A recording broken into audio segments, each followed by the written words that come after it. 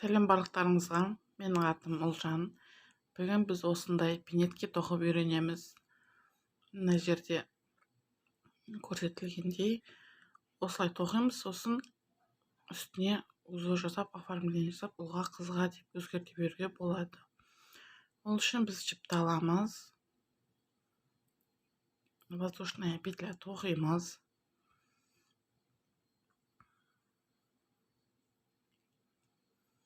Біреу, бір воздушная петля. Барлығы 15 тоқимыз. Біреу, екеу, үшеу, төртеу, бесеу, алтау, жетеу, 8, 9, 10, 11, 12, 13, 14, 15.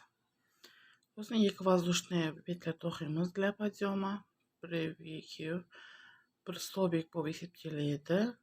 Енді 15 петляға екінші столбик с одним накидом тоқимыз.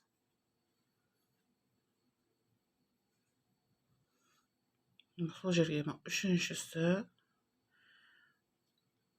төртеу, бесеу,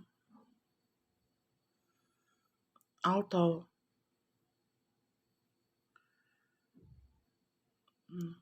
сосын келесі воздушная петляға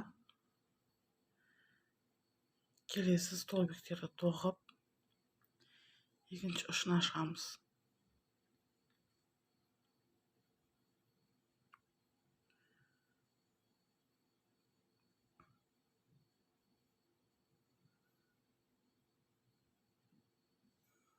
Бұл базовый пинетке болып есептеледі. Кез келген размерде, кез келген қалыңдық жіппен тоқи беруге болады. Және осын тоқып болғаннан кейін узорлар келтіруге болады. Ұлға, қызға қалай тоқығыңыз келеді, солай тоқуға болады.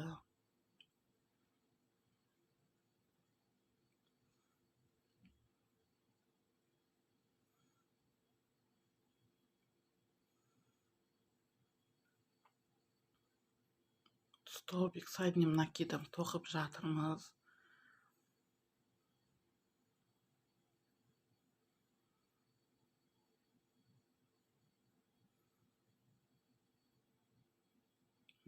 Осылай.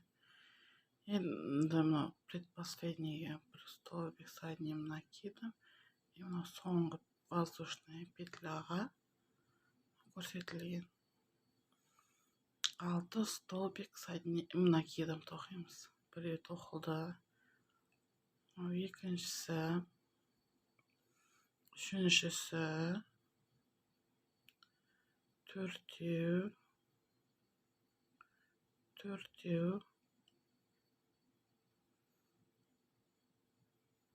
бесеу, алтау. Жаңа ең басында бастаған жібіміз қалып кетті ғой, соны былай линияға қоямыз да, келесі қатарды тоқыған кезде сол астына кіріп кетеді, сол кезде көрінбей қалады жіп. Осылай.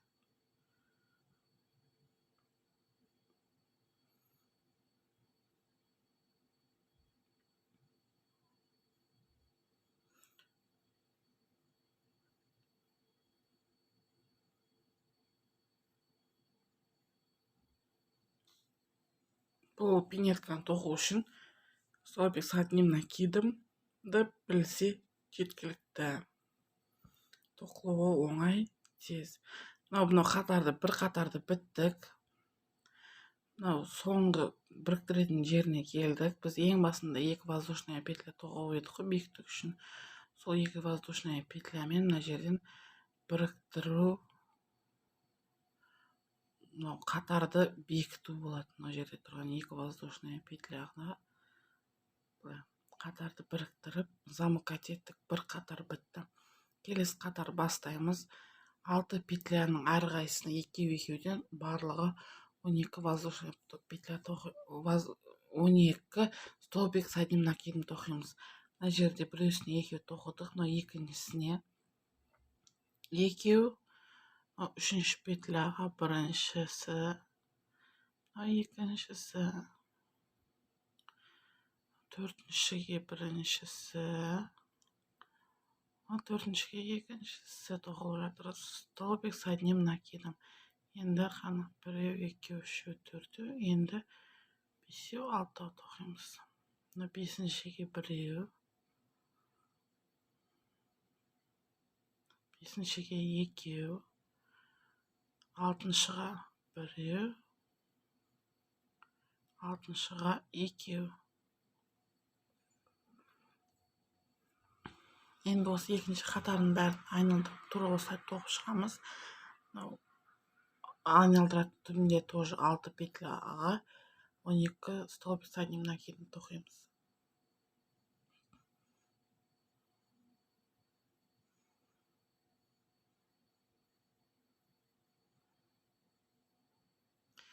Міне мынау екінші қатардың бұрылатын жеріне келді. Бұл жерде де мына жерде 6 столбик тұр. 6-ауысына екеуден барлығы 12 столбик с одним накидом тоқимыз. Екіншіге біреу, екеу,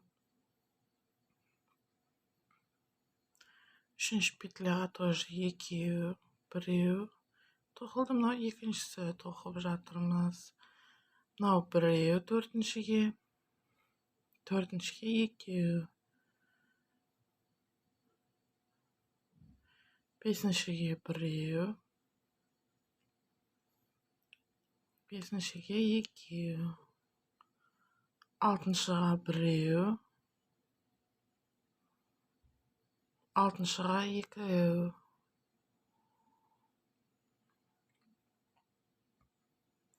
Енді келесі қатарда бір-біреуден қатар біткенше тоқып шығамыз.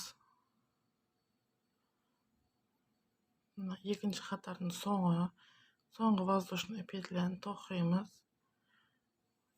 Биіктік үшін көтерген 2 воздушный петлямен замыкать етіп кругты бекітеміз. Енді үшінші қатар 2 воздушный петля, біріншісіне біреу, екіншісіне 2 столбик с одним накидом болады. Үшіншісіне 1 столбик, төртіншісіне 2 столбик тоқылады. Біреу, екеу. Бесіншісіне 1 столбик, алтыншысына 2 столбик. Осылай барлығын тоқып шығамыз. Біреуге біреу, екіншісіне екеу чередовать етіп.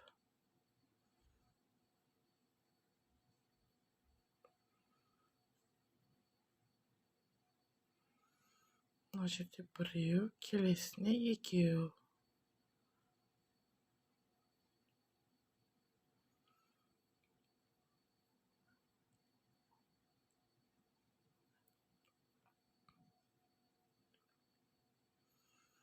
Дәл осылай барлығына 12 столбиктің барлығына осылай тоқып шығамыз.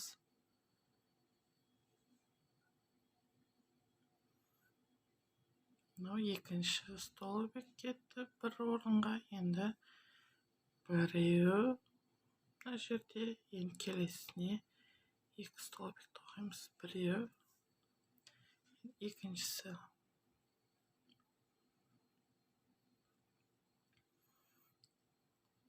Мына жер бітті.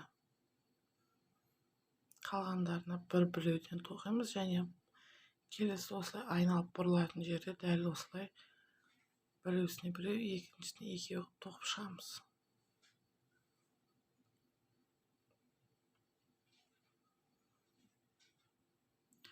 Үшінші қатар бітіп жатыр. Соңғы столбик с одним накидом тоқимыз.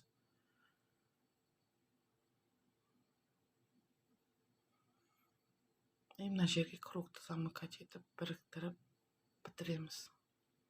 Осымен біздің табанымыз дайын. Келесі қатары столбик без накида. Әр петляға бір-біреуден ешқандай қосусыз жай ғана столбик с одним накидом тоқып шығамыз. Барлығын толық бір қатарды айналдырып.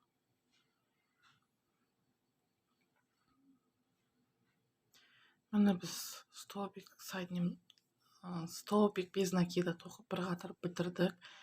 Мына жерде алдыңғы биіктік үшін көтерген воздушная петлямен біткен жерін біріктіреміз, кругты замыкать етеміз.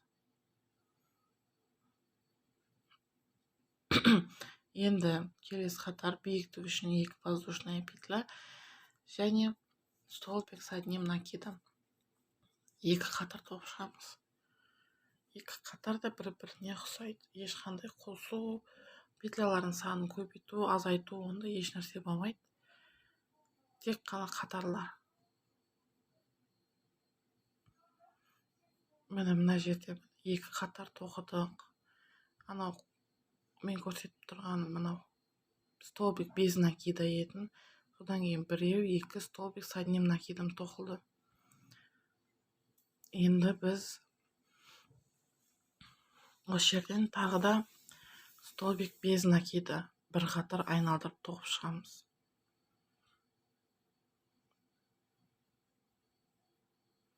Еш нәрсе қоспаймыз. Столбиктер саны өзгермейді. Тек қана бір қатар тоқылып шығады айналып.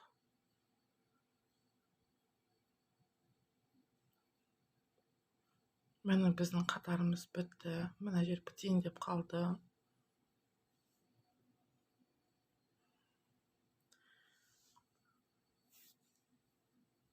Столбик бітіп жатыр. Соңғысын тоқимын. Және кругты бітіремін. Былай біріктіріп замыкать етеміз. Осы жерден жіпті шығарып кесеміз. Біздің табаны мен пинеткенің жағына тоқылып бітті. Енді төбесін тоқимыз. Мынау біріктіріп тоқып жіберіп едік қой, соның кішкентай жері шығып тұр жіп. Соны кесіп тастаса болады. Бізде барлығы 15 қатар болды ғой. Біреусі айналдыруға, табанын айналдыруға кетті. Ортасында 13 қалды. 13-тің жартысы 6 и 7 болады. Сонда 13. Сол үшін мына жерден мен 6 столбикті 6 есептеп мына жерден өткізіп аламыз. Воздушная петля.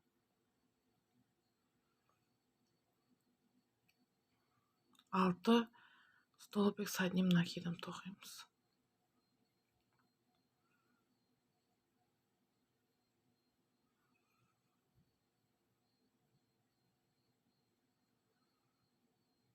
Анау астындағы жібін линияға қойып қоямыз. Сол кезде ол жіп арасына тоқылып кетіп көрінбей қалады.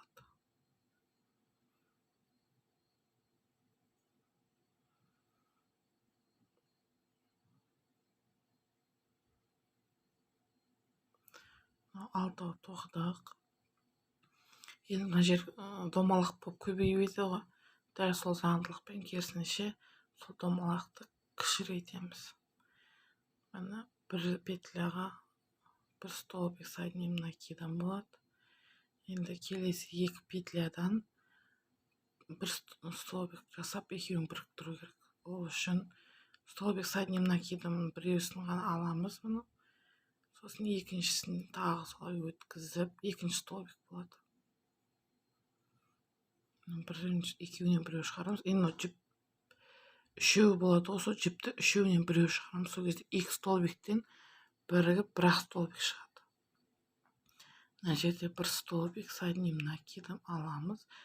Енді міне бір столбиктің жартысы өткізілді. Екінші столбиктің жартысы өткізілді. Енді осы 2 столбиктен біреу жасаймыз. Міне солай столбиктердің санын кішірейтіп, басын қысқартамыз.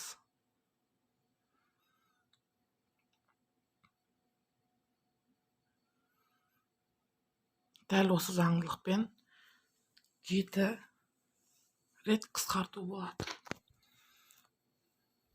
бір столбик, сосын 2 рет қысқарту, 2 столбиктен 1 столбик жасау. Дәл солай 7 рет жасаймыз.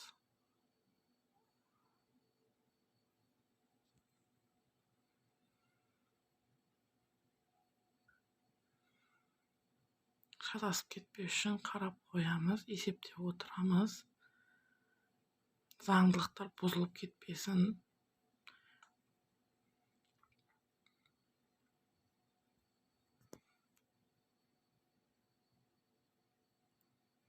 Астындағысымен сәйкестендіреміз.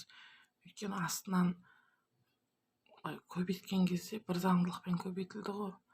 Соны тура сол заңдылықпен керісінше қысқартуымыз керек.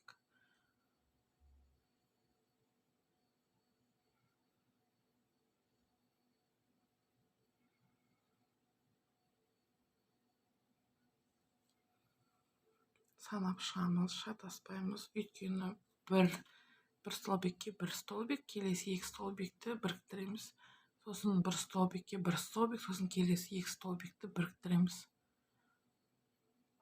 Жақсылап қарап, көріп шығамыз. Қателесіп кетпес үшін, өйткені қате тоғылса, барлығы қате болып кетеді.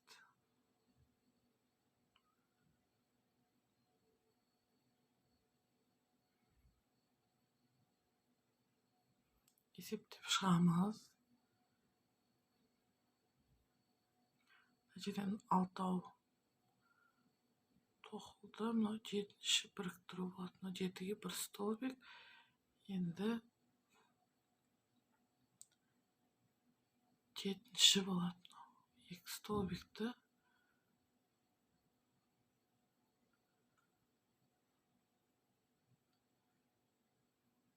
былай біріктіру.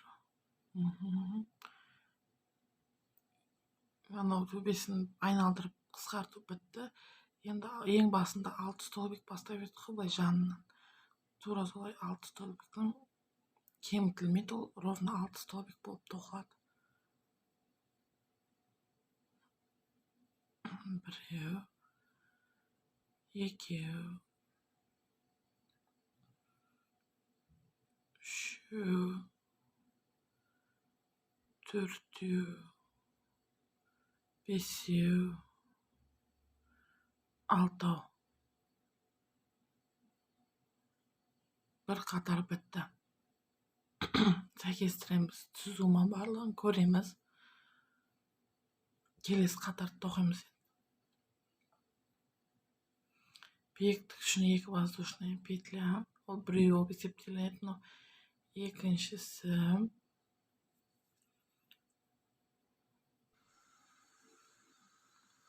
тоқылып жатыр.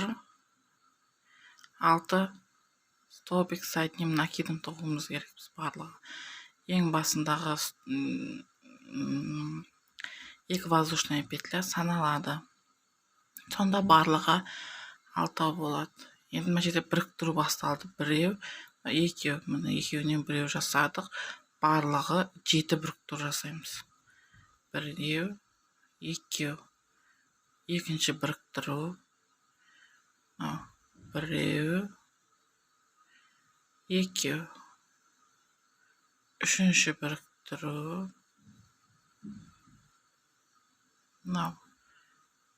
1, 2, төртінші біріктіру. 1, 2, бесінші біріктіру. 1, 2, алтыншы біріктіру. Енді соңғы біріктіру мына жерде.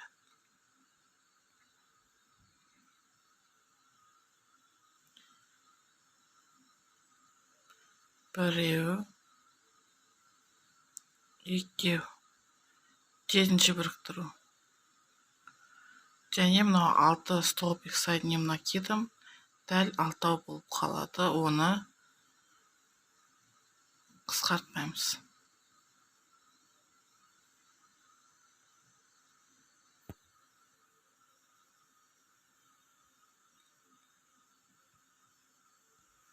Бесіншісі, мынау ең соңғысы, мынау 2 воздушная петля, соның үстіне 6-шысын тоқимыз.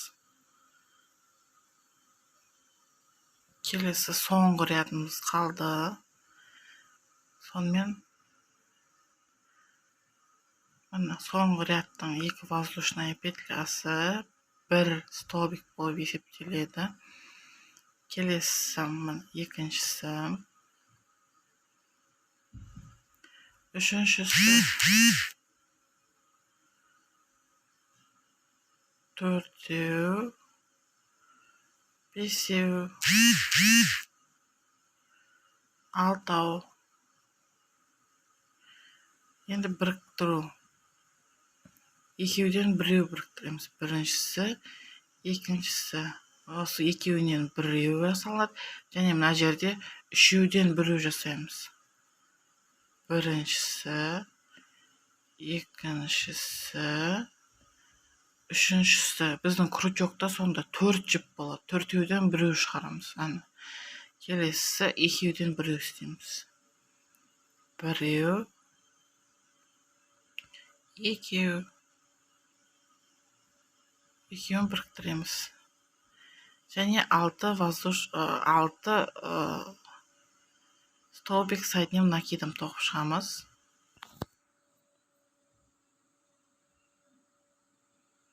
Үшеу, төртеу,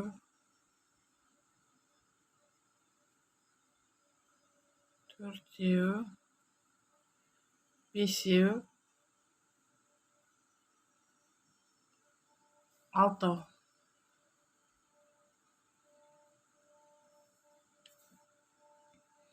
Бізде үшінші қатар бітті. Енді осы екі қатарды, үшінші қатар бітті. Мына алтауға алтауын қосып біріктіреміз. Бастапқысынан 2 воздушная петля тоқылған жерден рабочая ниткамызды өткіземіз. Екеуін ровно қойып біріктіреміз бір қолмен. Сосын біріктіру арқылы воздушная петля қылып тоқимыз. Екеуінен біреу емес, сразу біріншісінен былай өткізіп жібереміз. Дәл солай қалғандарында тура осылай біріктіріп шығамыз. Столбик без накида емес, әшейін біріктіру тек қана.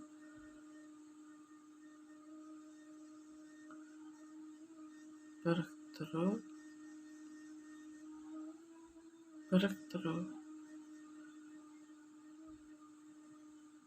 Осы жерден жібімізді қиямыз. Сонымен біздің тоқыған пинеткамыз дайын. Бұл базовый основасы болып есептеледі. Ең қарапайым түрі. Осын тоқып үйренсеңіздер, кез келген пинетканы тоқып оформлениясын жасауға болады. Және мына биіктігі тоқылатын болады, соны неше түрлі узормен тоқуға болады. Ұлға, қызға деп өзгертіп, гүл қойып, кроссовка пинетки жасауға болады. Міне бізде екеу тоқылды, екеу бірдей болып тұр. Міне кроссовка қылып жасауға болады, басқа жіптер қосып узорлар істеуге болады. Басқа узормен гүлдер немесе ұлдарға арналған қылып тоқуға болады. Менімен бірге тоқығандарыңызға рахмет. Келесі видеода осы пинетканың қонышын тоқитын боламыз. Сондықтан каналыма жазылыңыздар.